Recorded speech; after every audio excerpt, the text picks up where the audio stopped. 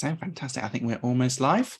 If not live Okay. already, I don't know. It's just that kind of fun little moment of when's it going to go from not being live to live? But now I think we are finally live. So brilliant. Good. Hi, Susan. Thank you so Hi. much for joining us today. Apologies that we're a little bit late. No With a few problem. technical difficulties there with getting things going and things not working and all those kind of fun things.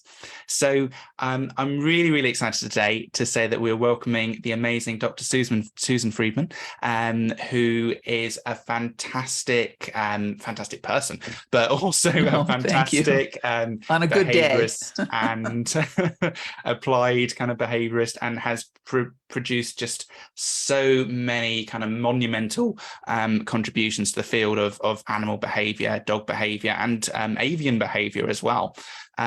So I was hoping we could start off by just getting you to introduce yourself, and just for those that may not know you and may not know what you're all about, if you could just give everyone a little introduction to yourself, that would be fantastic.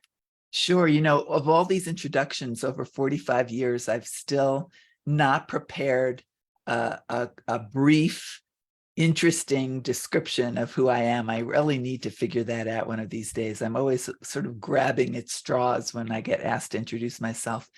But as you said, I'm Susan Friedman, and I'm here in Utah in the United States.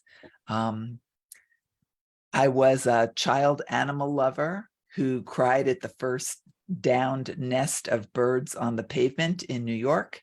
And as many of us are, long-term animal lovers, and slowly but surely, the current of my life moved me to study and to work in the field of learning and behavior change with a science background. So that's behavior analysis, the science of learning and behavior change. And about 25 years ago, I switched from special education with children into working with non-human learners, really because I was just ready to bring that animal loving background into the fore and make a big change.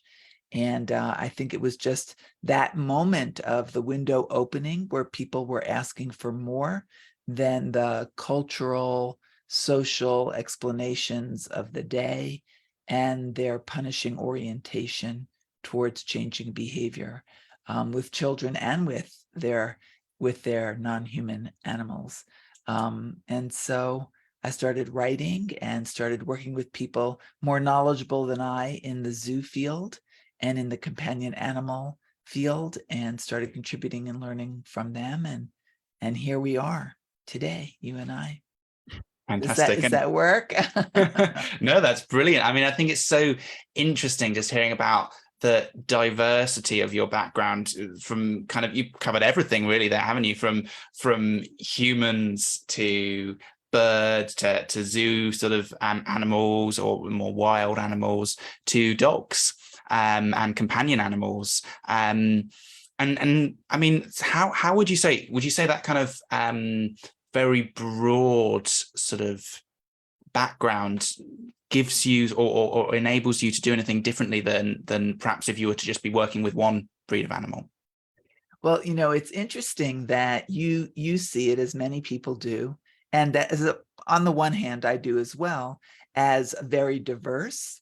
But the thing that unites all of that seeming diversity is the universal principles of behavior and behavior change. So really, it's all the same, in the sense that, like gravity influencing where all of us have our feet every morning, these principles of learning science apply equally to all species of animals. And so what's diverse is the species, their natural history is diverse, their physical adaptations are diverse. But what is not at all diverse is that they're all biologically prepared, they're genetically prepared to change what they do based on the environmental pressure of the local conditions that they're living in. Is that a mouthful? Yeah. Yeah. So I see it as the great homogeneity across species, and that's what fascinates me, is how we're all alike. And of course, the individual reinforcers are different. I'm not eating dead mice, but I am eating. And I use my behavior to get to that food and other important outcomes with my behavior. And that's true for all living animals and organisms in general, plants, single neurons, bacteria, you name it. And we all have these commonalities that we can then leverage to work with them all. Yeah, I mean, I think that's a fascinating way of looking at it, and kind of like sort of sticking with your analogy. It's like looking at the different ways gravity applies to things of different weights or different different kind of physical properties.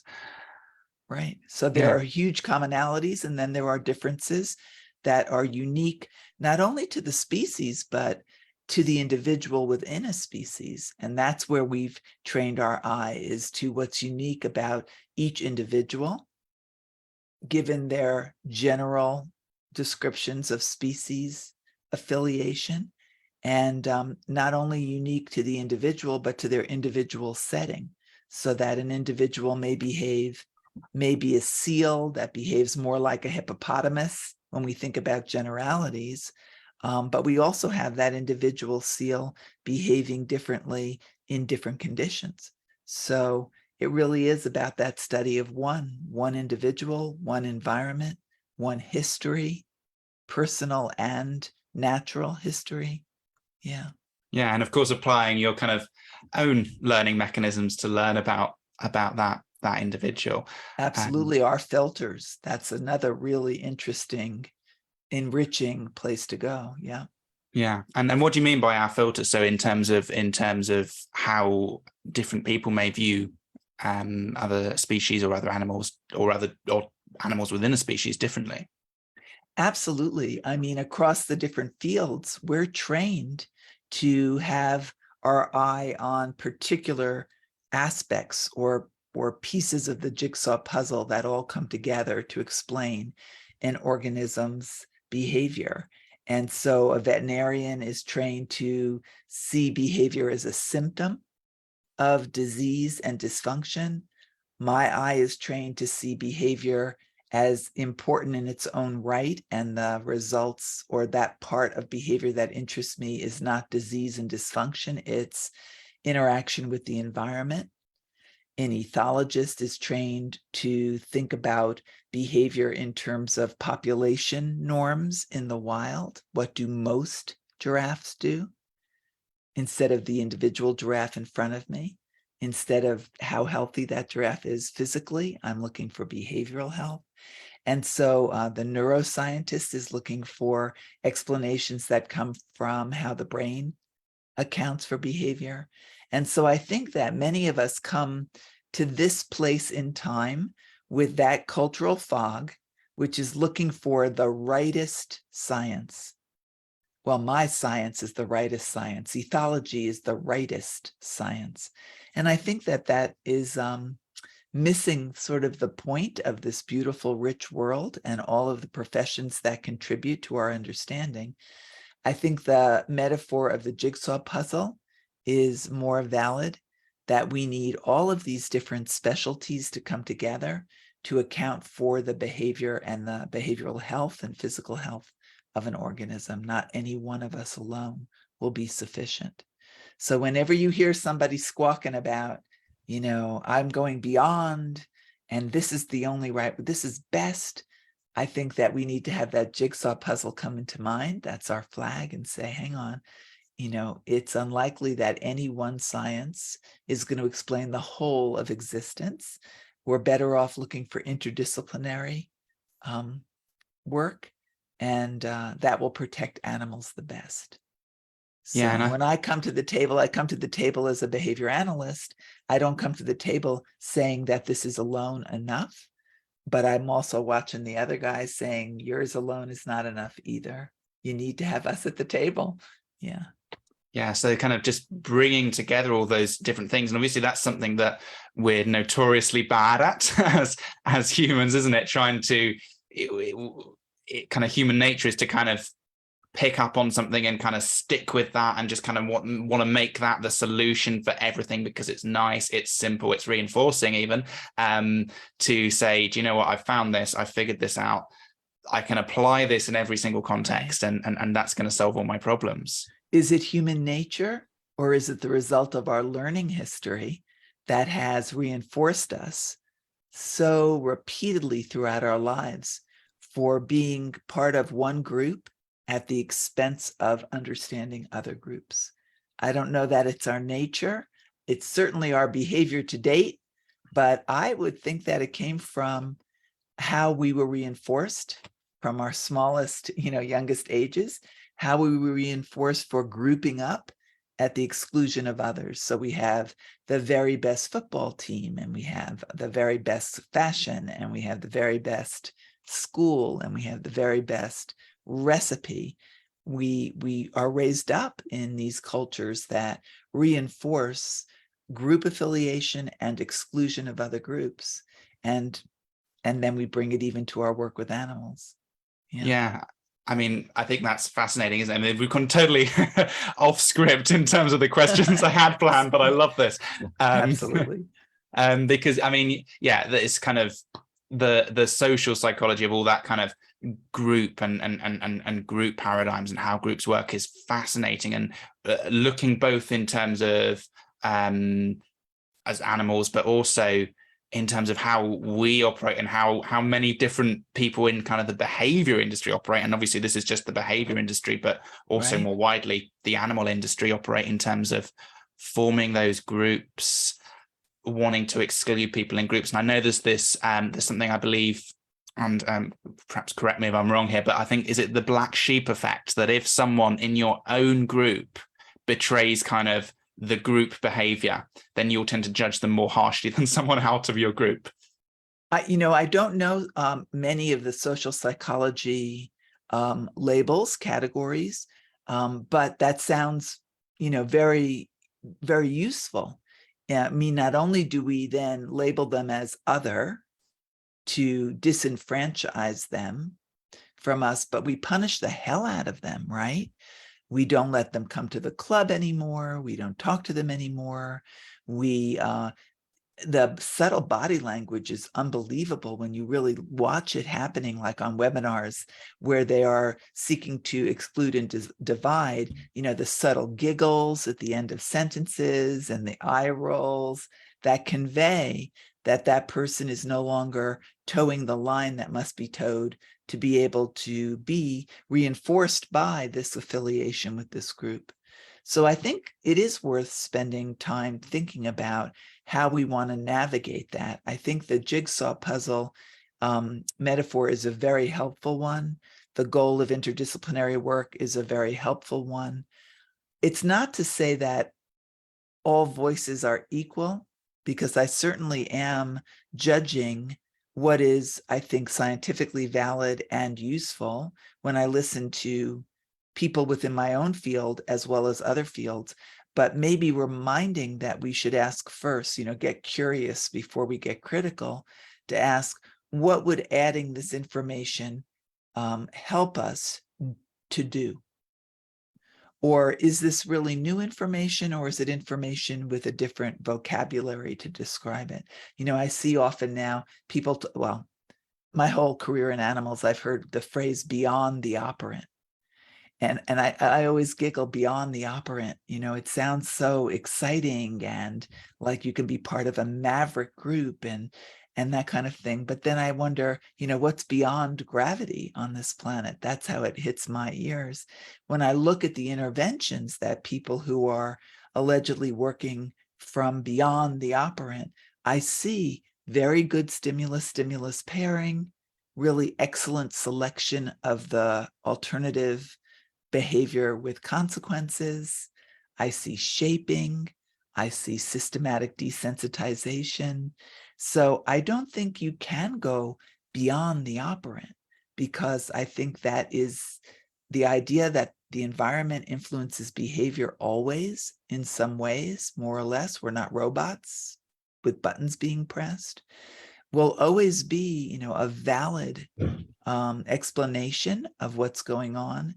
and we may give it different names. We may get social reinforcers by talking about it in negating ways of behavior science. But when you look, you'll see the foundations we know to be true so far, and the technology that we have developed in order to address behavior in those. So, it's funny, I was listening to a webinar about behavior analysis, becoming more compassionate, but how compassion alone is not enough. We always have to be careful to address safety and autonomy.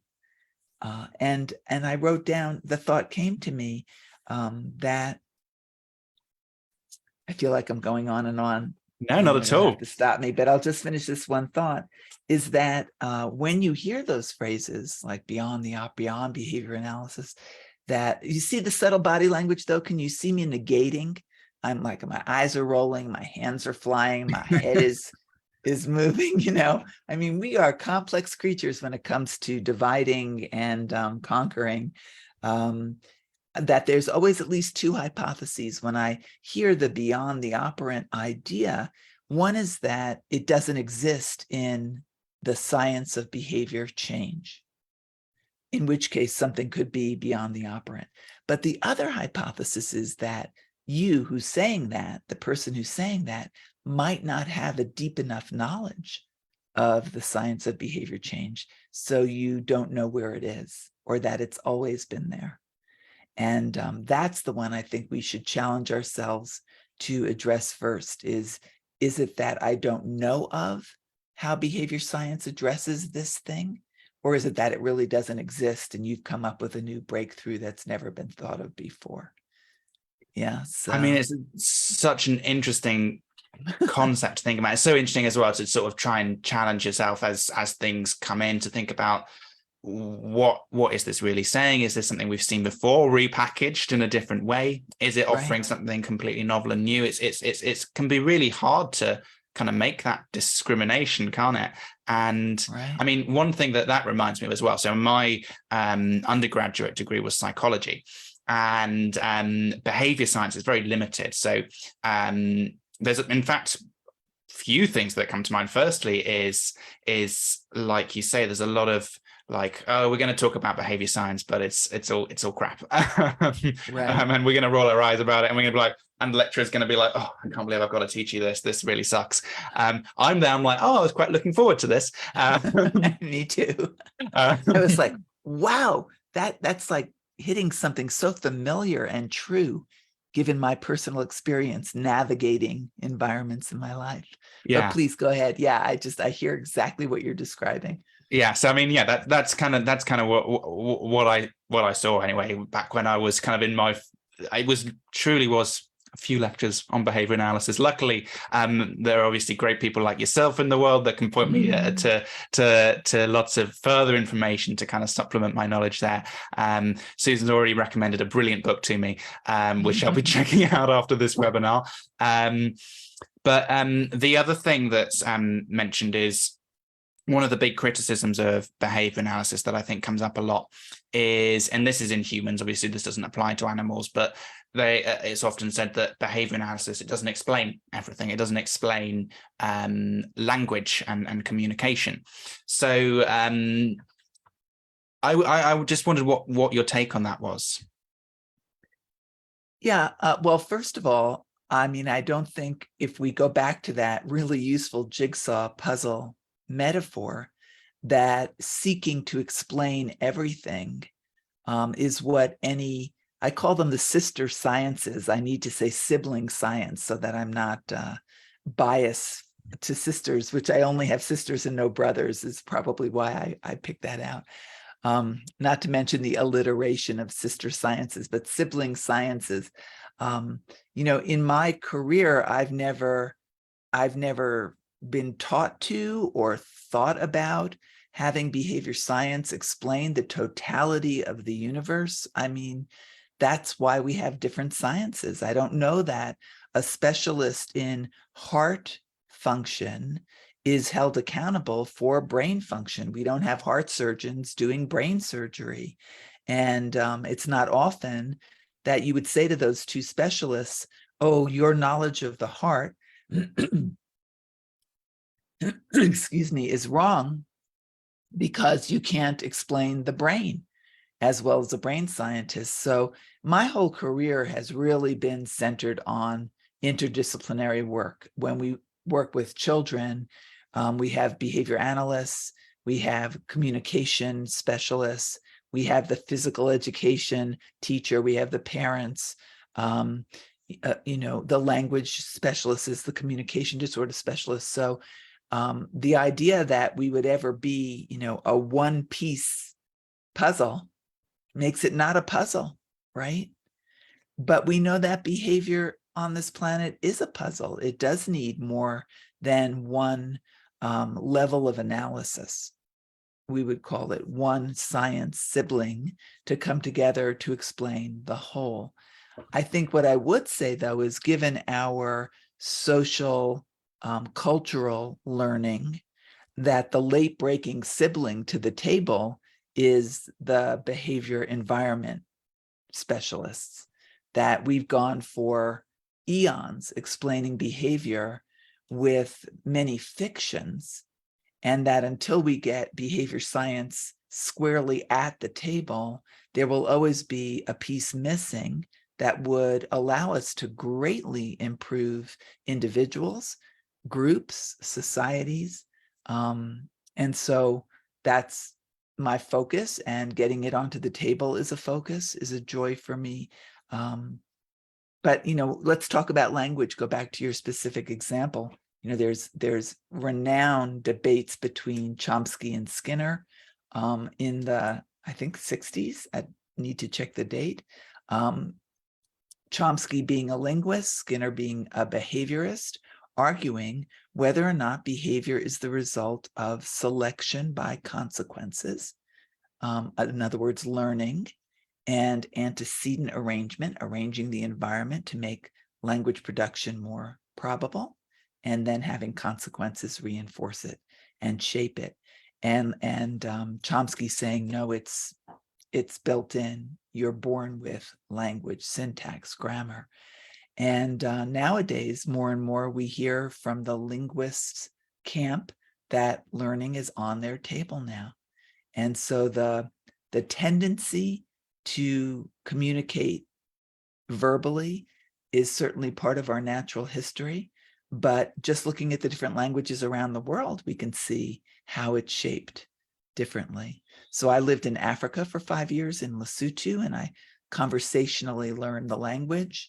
And the pluralizing function is at the beginning of a word. So instead of adding S to the word shoe to make shoes, you add the word D to the word to signal more than one shoe. And so, what about that is innate, like an eye blink or goosebumps? Clearly that's a result of our learning history. So I think, again, this idea that there are different levels of analysis that are important and are required for a total accounting of behavior makes perfect sense and is useful, but we need to keep our eye on how that environment is working to shape our behavior all the time, especially because our work is behavior change, whether we're teachers, parents, animal trainers, behavior consultants with dogs.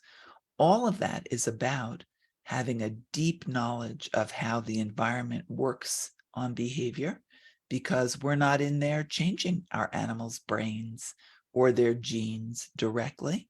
We're changing brains and genes indirectly by changing the environment in which they behave. So we need a seat at the table. Yeah.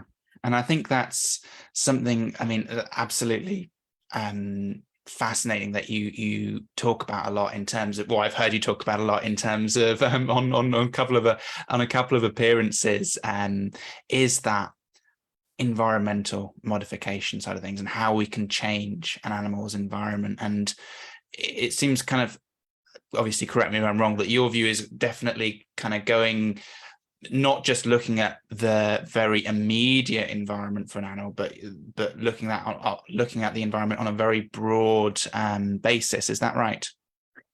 Yeah, I mean, I think that our close-up view is of current conditions because those are the ones we can change now. But to the extent that the animal's learning history, their lifetime of physical and behavioral health or ill health, being in a shelter or in some way coming from a neglectful situation, and their natural history, I call those distant antecedents instead of immediate antecedents. To the extent that the distant information helps us predict what an animal's going to do in this situation now, those are important things to know. But it's also important to acknowledge that we will not be changing the dog's breed in our work, will not be changing the dog's past learning history, their behavioral, their experiences that bring them up to this moment. So what's useful about that information is how it helps us predict what the animal's going to do today in these conditions. The bullseye, I see those as rings around the bullseye. The bullseye is going to be changing current conditions to change behavior today. And it's such a hopeful model because it allows us to make those changes to help animals that we can make. It doesn't make sense to spend too much time on their background, beyond which it helps us predict how they're behaving now. It doesn't make too much sense to spend our time there since we cannot go back in time. If we could, we'd be having a very different conversation. But all the neuroscientist has, and all the veterinarian has, and all the behavior analyst has, the trainer, the consultant, I'm bringing all of us under the behavior analysis umbrella, is what's going on now in order to help them now. I mean, after all, we're not giving vitamins to change what happened in the past, or that is influential perhaps in what vitamin we need to prescribe. But what we're looking for is immediate changes based on the drug therapy that we use. So the current conditions has a very important preeminent focus for us, not because we think that past history doesn't matter, but because we can't use it. We can't change it to help the animal now. Yeah, so it's almost like it's something you can see as information that's going to inform, Absolutely. as you say, the behavior, and also potentially what the animal's going to find reinforcing or aversive. Absolutely. Good point. All of that historical information can help us get to the middle of the mountain to find the animal's reinforcers for current conditions, and also antecedent arrangement.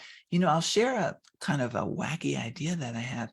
People will often say to me, I only wish I knew, what happened to this animal before I brought it into my home. And I say, you can know what happened in that animal's past by looking at their current behavior repertoire. You might not know the little details, but if you put your hand out to that dog and it leans way back, it's telling you that it doesn't want to be touched. So something in that animal's learning history has resulted in finding human approach aversive. Is that enough for me to now build a program to teach them that coming towards humans, approaching humans, is of value instead of distancing themselves from humans? So much about the behavior of our animals does suggest their past learning history if we look and listen and respond to those nuanced behaviors they bring to us. So I don't think that when we don't have that past information, I don't think we're informationless. We're not clueless. We're not working in the dark. We only need to let the animal show us with their behavior what their past learning history has brought them to today. You know what I mean? Yeah, absolutely. I mean, it's kind of just like, yeah, communicating with the animal, really, isn't it? Exactly. It's learning what they are trying to say to you in terms of, I like being touched in this way, I do not like at all being touched in this way, or this kind of, or this thing, or whatever they've decided for whatever reason they are not okay with. So something that I think that kind of leads on to quite nicely is, you've done a lot of work in developing the humane hierarchy. And when I say you've done a lot of work, I think you've pretty much done all the work. Is that? No. Or is there, No. or are there other people involved? Yeah, or there is. I'm glad for you to give me the opportunity to get that on the record, because sometimes I see things fly by on Facebook that are not an accurate depiction of how I fit into this all. So the word LIMA, the acronym LIMA, least intrusive, minimally aversive, which is the same concept as what the term I use from my special ed background, least intrusive principle or least restrictive principle. They are synonyms really for each other. And I had not heard of LIMA until I started working with dog trainers 25 years ago. In my background, it was always LRA, least restrictive alternative, or least intrusive principle. But it doesn't surprise me anymore that two fields can come up with the same concepts and the same needs and the same solutions, because this is planet Earth, and these things are, we say behavior analysis is a natural science. So you are able to observe it, whether you have an academic education or just a life skills, or a nose for behavior. It's there for everybody to see. This is not a constructed science like maybe sociology is, or some of the social sciences. This is a natural science. So all of these principles are familiar to you because you've been living with them and using them all your life. So the idea, and I think it was Stephen Lindsay who came up first with the LIMA acronym, as far as I can go back in history to locate that acronym.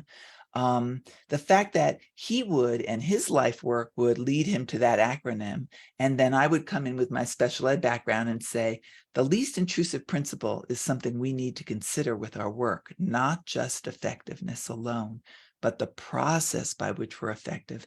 The fact that this sort of mushroom, or humans can evolve in different places all over the globe, not just one place, is an important insight, I think, that we would expect us to hear the same information in different voices, because this is the way the planet works.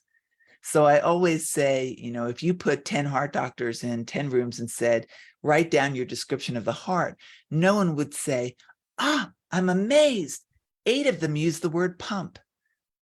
We would expect they would use the same description of that function of the heart, because it is a pump. That's a natural science observation about how that muscle works.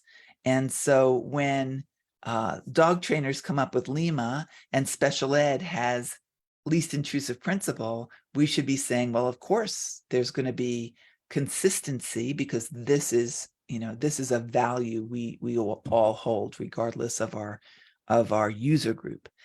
So I like to acknowledge that when we talk about the hierarchy. I can't find where I called it the humane hierarchy, which is a little bit of an interesting thing, as something takes a life of its own.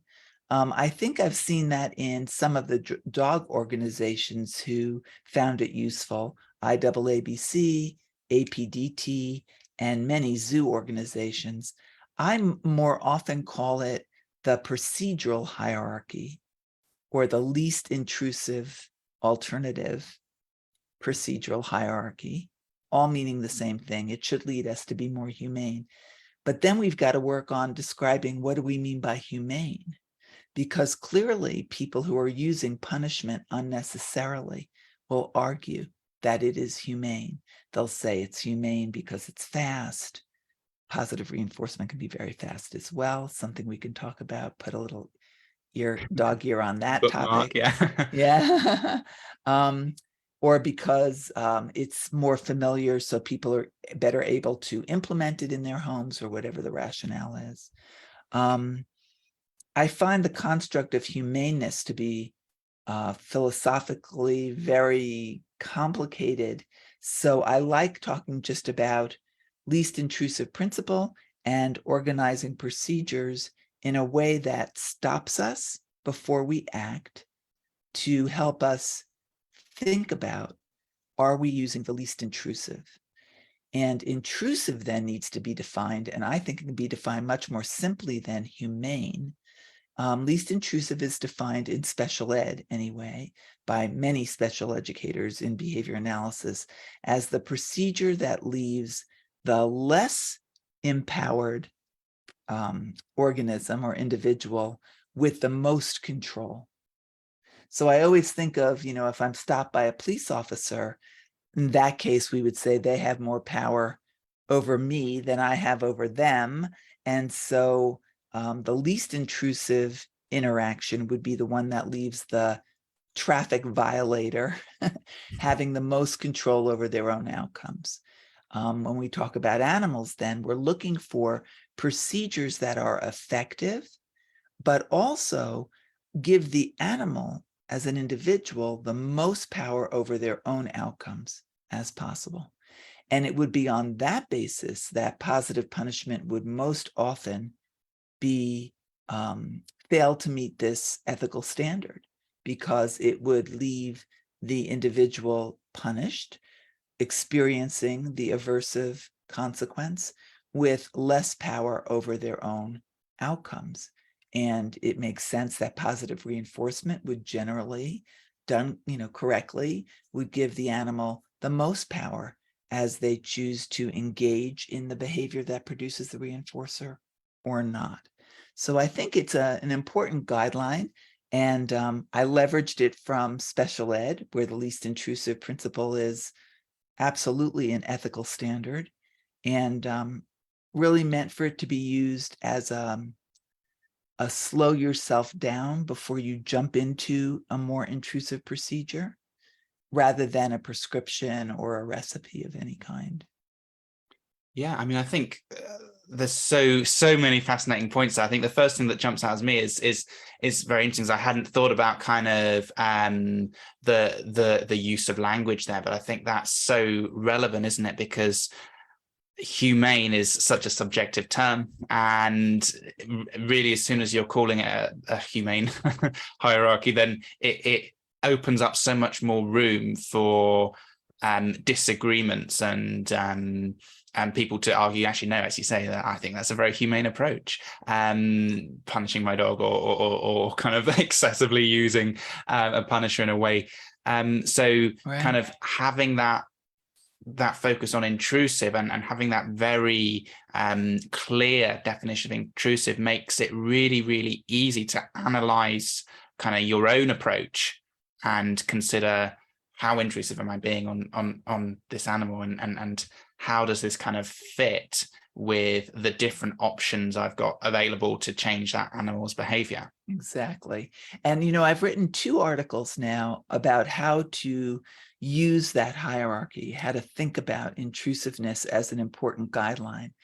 And most often people have not read either of them. I'll send both to you if you want to have available for your listeners. They're on my website, but I'm happy to make it as easy as possible. And when you don't read the supportive articles on what it means and how to use it, then it takes a life of its own. And so I'm seeing people arguing about this hierarchy based on points that have been addressed in the articles and that are invalid, to say, well, we should use what's most effective and not be told what order to use it. And that's discussed in both of the articles. So the intention of this conceptual idea, which is to just slow us down to ask, can we do this effectively, change this behavior effectively, and leave the animal with as much control as possible? If that's our goal, which technique, what strategy would be the best one to use? And I can give you a little example. People tend to think of behavior analysis. Many behavior analysts, I think, are stuck in this historic view that everything is about consequences, 4 quadrants. Everything's about the animal behaves and then we act. But I think modern behavior analysis has, or at least in my work, has much more emphasis on those antecedents. What can we do up front so that the animal is always picking the right behavior, and we don't have to worry about those consequences because they're all positive reinforcement. They're all reinforcing. And I can give you a little example that I just loved seeing in a zoo that I work at, Cheyenne Mountain Zoo. They teach the giraffe to willingly, voluntarily. They're not forced or coerced. There's food everywhere hanging in nets, but they can choose to come forward when the trainer asks them to, and curl their foot on a block so that the farrier can work on their hooves. And there was a trainer who was working with a young giraffe just learning this skill, and she wasn't succeeding. This young giraffe was not meeting the criterion of foot curled on block. And so this trainer wisely looked up to the experienced trainer, Amy Shills, who I learned so much from. So a shout out to her and all she's taught me. And the trainer at the hoof, at the block, looked up at the experienced trainer and said, "Do you have any suggestions? I can't keep asking the giraffe to come up and not getting the right behavior, which means I'm not reinforcing it." And Amy just looked at her and said, "Move the block." That's all.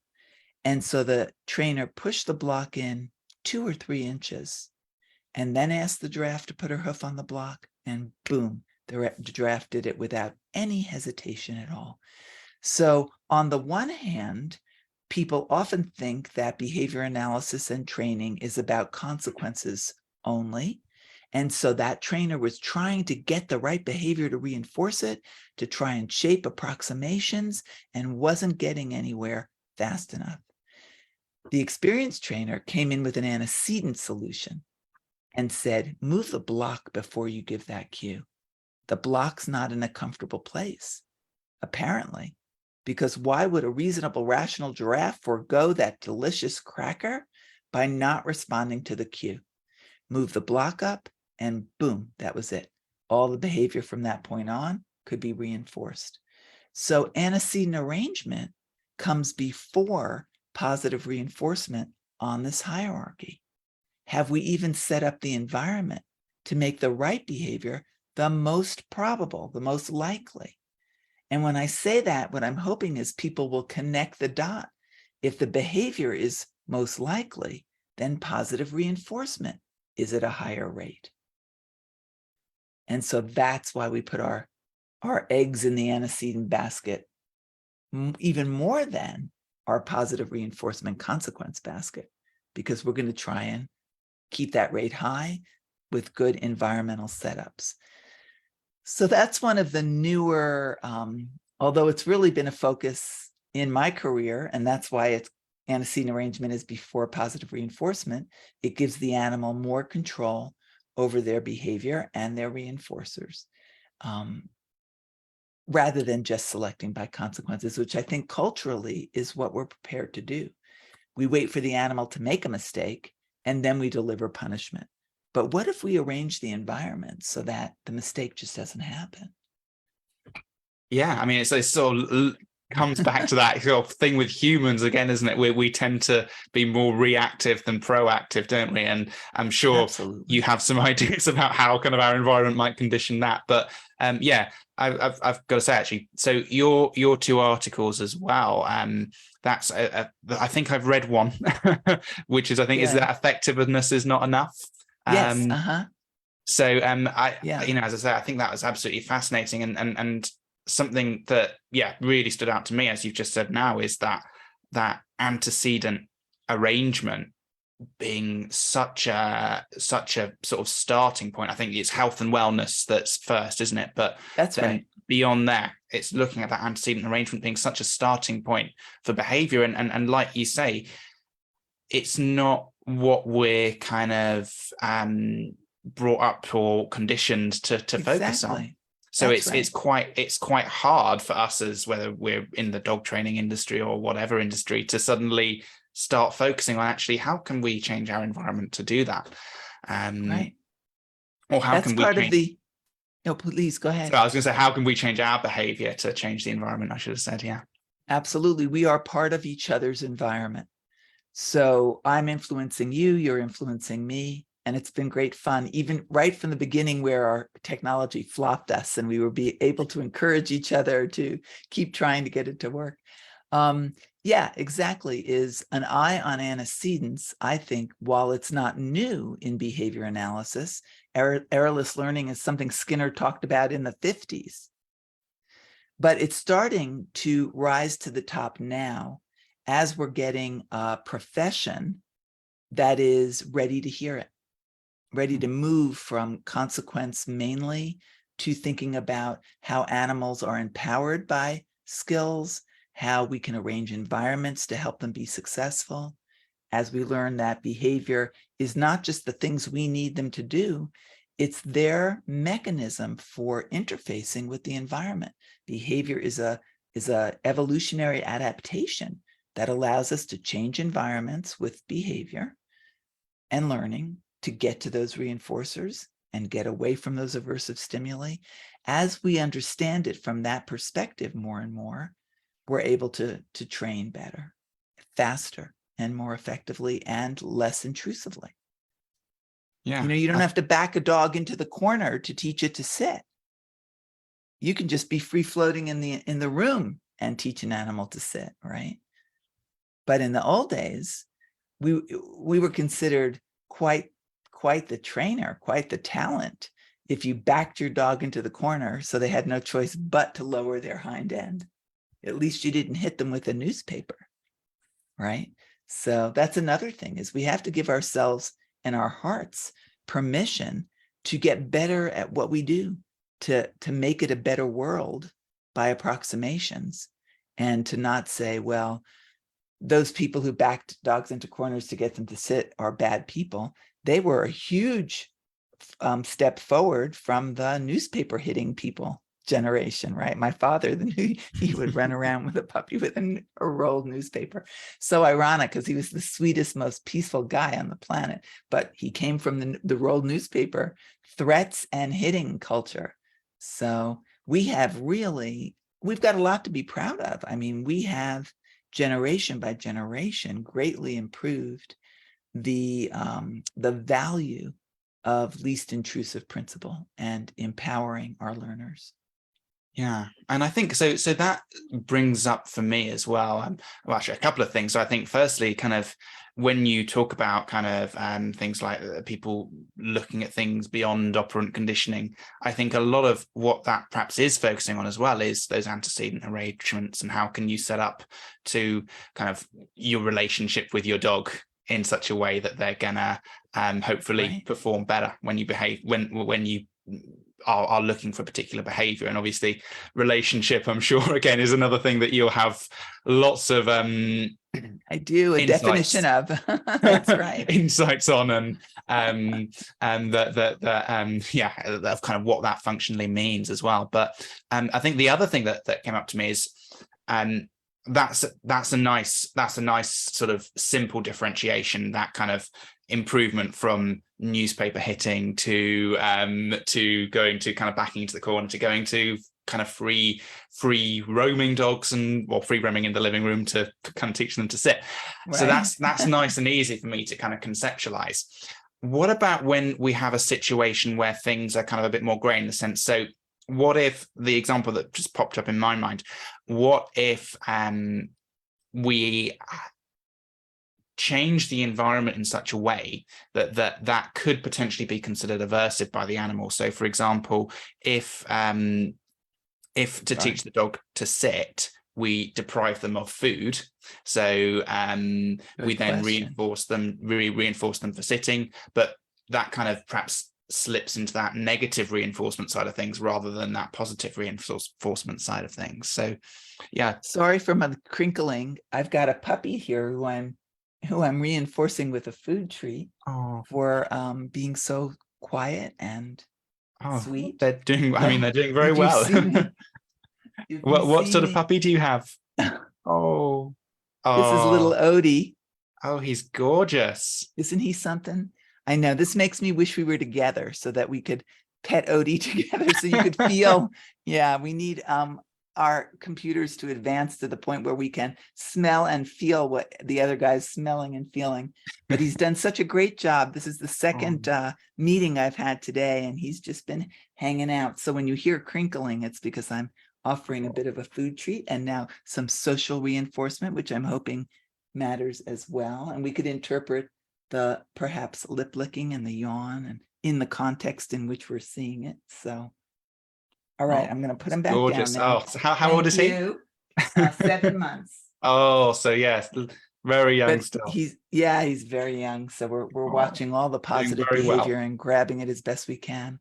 Talk about antecedent arrangement. There's 2 different beds. There's an older mentor dog that's sleeping quietly, as she's great at doing. The door is open so he can come in and out. I'm heating the outside yard by keeping my back door open so he can go in and out as well. I'm sacrificing the heat. It's terrible, Sacrificing heat. the lengths that we go to. But to your point, remind me where we were before I got so distracted. Yes. It No, was it's very something hard for being not getting distracted by a relationships. cute puppy. Yes, Oh, so I remember, and using positive reinforcement yes. through deprivation. Yeah. Yeah. And so that, for me, that fits that the least intrusive principle helps us in sorting those things out. If an animal is in a serious deprivation state, not only is that not necessary for training, it doesn't give the animal most control over its own outcomes because it's got to comply. It's compelled, and we would call that coercion when an animal is compelled to do something because it's the only way to get food, which is why I mentioned that with the giraffe, that not only were crackers on offer for the right behavior in the training context, but the grass and other food pellets were all available in the area that the giraffe was being trained in. So there was more than one choice about where to get food reinforcers. So we would consider that unethical behavior. But even more interesting, that's very important, but even more exciting for me was when I landed on the insight that that's also part of our cultural fog, that people are watching people like Steve Martin, the zoo consultant and free flight bird trainer, having his birds fly hands off, fly out of these huge aviaries a half a mile into Disney's Animal Kingdom, landing on a perch, getting mightily reinforced with treat nuts, a little interpretive talk by his trainers to the audience, and then sending them back home to fly a half a mile back into their cages where there's more reinforcers waiting for them. People can't believe that you could have a relationship and have a training language to share to teach them to do that voluntarily.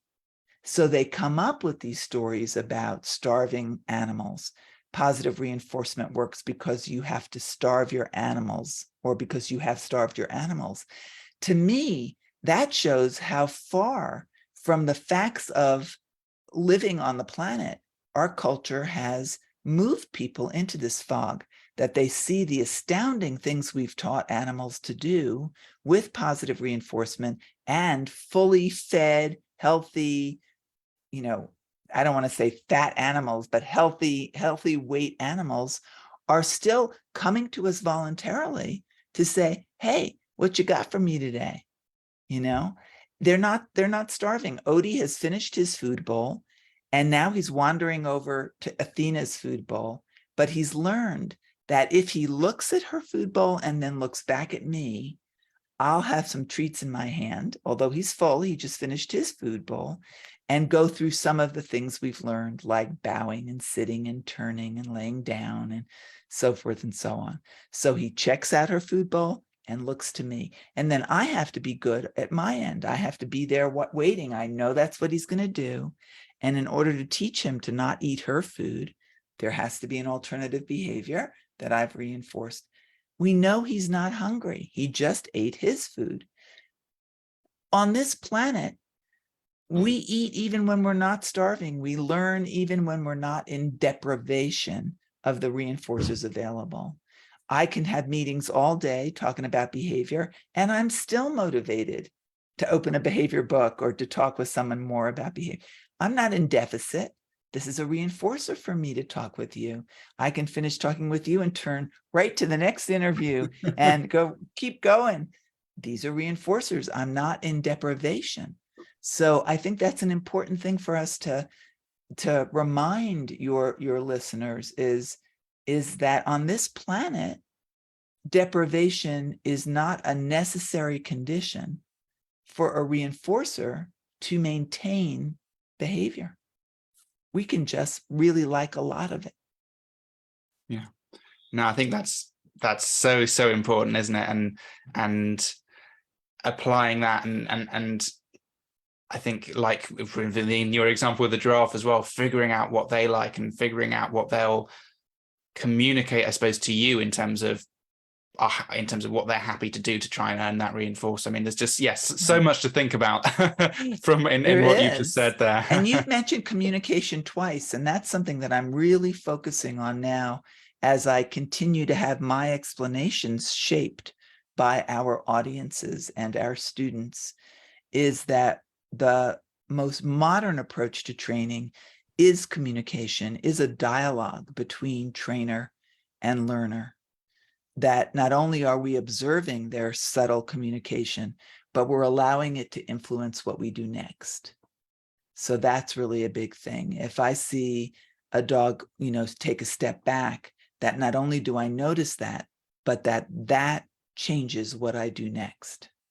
I might lower the criterion, I might increase the quantity of reinforcer or the variation of reinforcers. That idea that's what communication means, is that we both send and receive. We're influenced by each other's missives. And so that's become a bigger focal point in my teaching now. Yeah, and I think that's really interesting as well. You mentioned misses there. It kind of feels like to me inherently, and I haven't thought about this a lot, so again, correct me if I'm wrong, but those kind of misses when things don't go well, like your giraffe not going up on the box, or your dog that decides he doesn't want to sit today, those are kind of almost like much bigger learning points for the animal and for the teacher than when things are just kind of going really, really smoothly. Right. Absolutely. There's so much information in the animal's subtle behavioral responses. And once you open up to seeing them, interpreting them reasonably, and then changing what you do on the basis rather than just ignoring it, I think that's really hot stuff in training. To me, that's what I'm seeing in the real cutting edge trainers, is all three of those. They see the subtle behavior, they give the behavior meaning in context, in the conditions, and then they change what they do. And again, there's nothing new about this. I remember Bob Bailey, a very well-known American trainer from the last gen, who's still very relevant to modern training, saying that to me 20 years ago, that what he looks for in trainers are people who immediately change what they do right then in front of the animal based on the animal's behavior. And I thought, yeah, I get what you're saying. But now it's really clear to me that these animals are giving us the information we need to train faster, more effectively, and more humanely, less intrusively. So we can, I'm making that louder now. For him, that was always loud.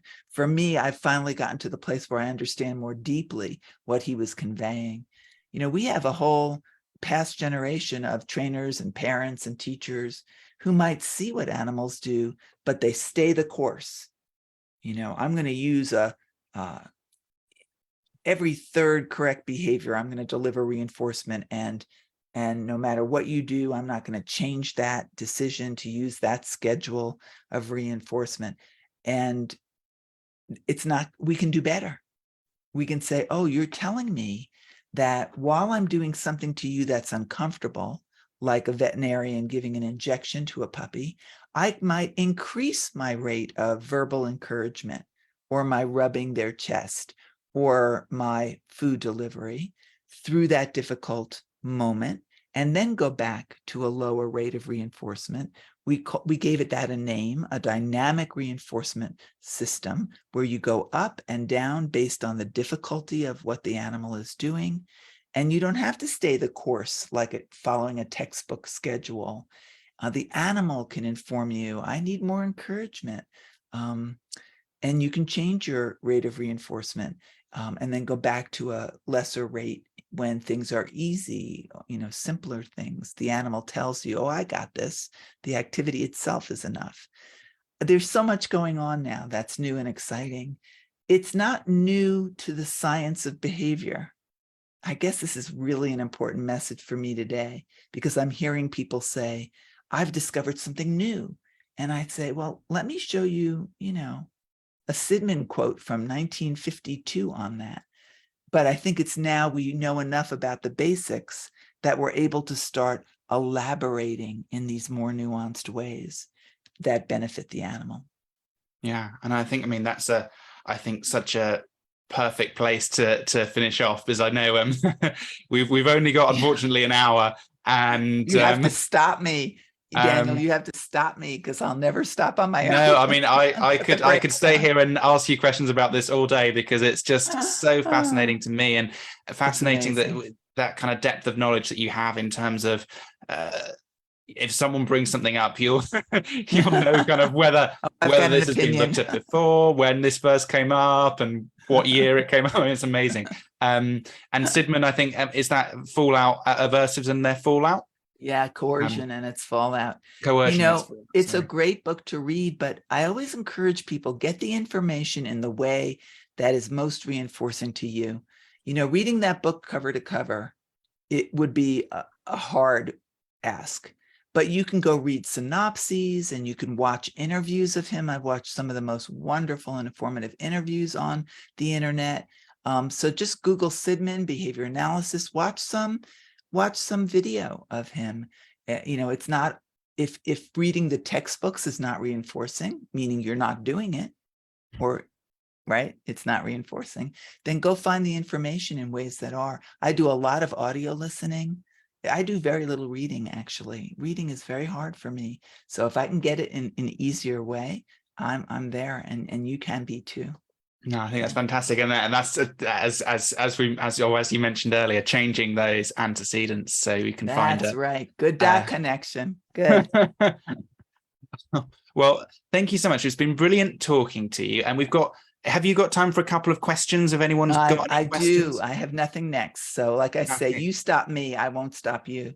Fantastic. So I'll see if anyone's got any questions. We'll give them a couple of, I think there may be one already. Lots of people saying hello so far. Oh, good. And hello back to them. We've made it a smaller world. Yeah.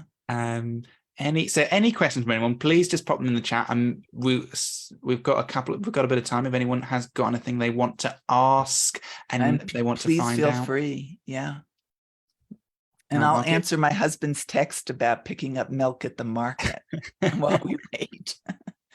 Real life never goes into the background.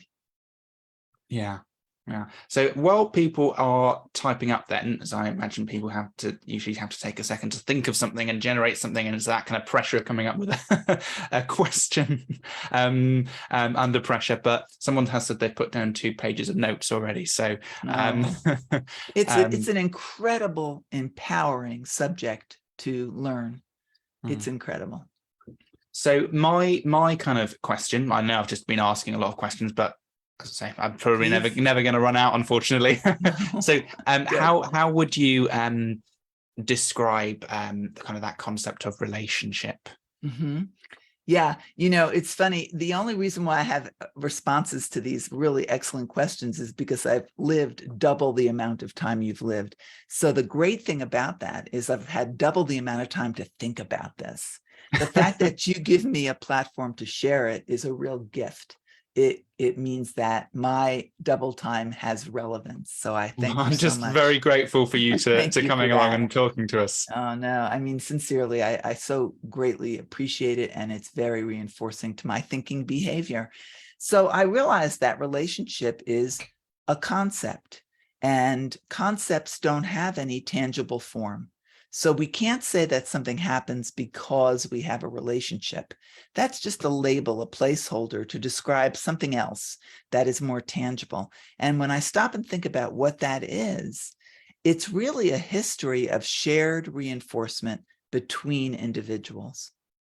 So when you and I spend time together like this, and we are reinforcing each other's thinking and verbal reporting and experience sharing, we build this bank account of a shared bank account of reinforcers for one another. And then if you hit me on a bad day and by mistake, I inadvertently speak to you harshly or say, you know what, Daniel, that is just really a dumb idea, which I hope I would never say, but I might be thinking it, but I would never say it. An eye roll, I withdraw from that shared bank account. Hopefully we have enough in there that it doesn't bankrupt the account. When you reach that with somebody, a level of shared reinforcers in a shared bank account that can withstand some withdrawal, we call that having a good and robust, lasting relationship. So it's not that we don't ever mess it up, and have misses in our training or mess it up. It's that we have enough positive reinforcers in this shared bank account that we can take those withdrawals and not hurt future interactions, that we are more reinforcing than we are punishing. And that's how I operationalize, how I describe observably what having a relationship is. So I have that with Odie. We have a shared, whenever two organisms interact, we start a bank account of reinforcers. And when he comes up like he did and puts his paws on my leg looking for attention, bing, bing, bing, bing, that's a reinforcer to me. Boom, that's in the bank account. And then I rubbed his head and you heard me uncrinkling the treat bag. And then boom, there's another reinforcer in the shared account. So that when I am not seeing the world clearly or having a bad day, the other day I yelled at him for going in the parrot aviary and not coming out when I called. Of course, I can explain that behaviorally, but in that moment, I raised my voice and I said, Odie, and he came. That took something out of the shared account. So now I need to practice with him going in and out and in and out, so he has better recall given that strong reinforcer in the aviary to build back what I took out. That's what I call having a relationship. Does that make sense? Yeah, Is I think that that's brilliant, and I think okay? it makes so much intuitive sense. It's such a useful concept to have and grasp. I think for anyone that lives with human or interacts with humans or animals, really. Right. But I think something else possibly inherent in that is that means particularly at the beginning of a relationship where you have got that kind of zero balance, I you hear have you. to be really careful. That's exactly right. So we have that dog that's moving away from us rather than towards us, which I did see even in this beautifully bred, beautifully raised puppy, because little dogs have to endure the fact that people are always picking them up without a scent, right? Just because they're little. We're not picking up our 80-pound lab. We're picking up this little puppy. And I started to see that he would lean back. That point of balance is such a big communication for animals, whether they're leaning forward or leaning away. And so we just made the house rule. Nobody picks up this dog unless he asks for it. Then we have to ask what is asking look like in this puppy. And we completely turned our interactions around picking him up. And we have no more of that leaning away behavior. At the beginning, when you have a zero balance, you have to be very careful because any withdrawal bankrupts the relationship. Exactly right. Yeah. Brilliant. No, I think that's such a great answer. Thank you so much. And I think on your website as well, you've got the trust account analogy and Yes. and kind of graphics. Is that right? Yes, download the graphics, use them. They're there for all of you to take. Anything you want from that website is available to you. Okay, brilliant. So let me have a look. So I'll just switch over, see if I can get any, see if anyone's asked any questions. If not, that's absolutely fine as well. Has anyone got any questions? That's amazing. Obviously, we've done a great job of covering everything. Or I've put them to sleep, one or the other. There's always another hypothesis to consider. Yeah, that's true. That's true. But yeah, off topic. But since there is a moment, someone's asked this. So this is a little bit off topic. But since there's a moment with Dr. Friedman, would she take a moment to discuss education in behaviour analysis, graduate level? Yes. So I think perhaps someone looking for a career advice a little bit there. Right, and I'm so happy that when people are inspired to pursue the idea of going back to school. We're a little bit ahead of the curve, at least in the United States. There are not that many behavior analysis programs that address well non-human learners, but they are starting to pop up now. So the University of Kansas, they often have their roots in special ed, like my roots. So the University of Kansas behavior analysis program takes animal-oriented students, non-human learner students, the University of North Texas, and the University of West Virginia. Those are all programs I mentioned because they have online components. So it doesn't matter whether you're in the UK or whether you're in the US or Australia or Asia, wherever you are, the online programs can work for you. So I think if you go to the ABAI website, the Association for Behavior Analysis International, ABAI, and you take a look at programs there, they have an animal special interest group that you can check into. That group has a Facebook page where you could ask those questions. And if you email me, I'm trying to think what's the simplest. Just go to my website, behaviorworks.org, and there's an email link there. Then I can give you a little spreadsheet that someone put together with possible programs. So I encourage you, everyone who went back, started out in animal work, went back to get their degree, master's degree in behavior analysis, has come out so strong in being able to contribute to the welfare of animals. So I think it's a very relevant degree, and I encourage you to pursue it. Brilliant. Well, thank you so much. And I think, yeah, I'll definitely be checking them out as well. Oh, someone else has asked as well. This is possibly linked to future seminars and events, but do you have any plans on visiting the UK? Yes, as a matter of fact. I almost never know my future schedule because it always frightens me. So I only look 2 weeks or less in front of when and I haven't been traveling because of the whole COVID scare and problem. But I'm starting to a little bit now, more and more, and I'll be at the dog training college, August 5th. And so if you check in with those folks, and then I'm doing quite a few webinars and seminars that I haven't kept up. I will do that today to get that all on my website. And if you email me, I can let you know.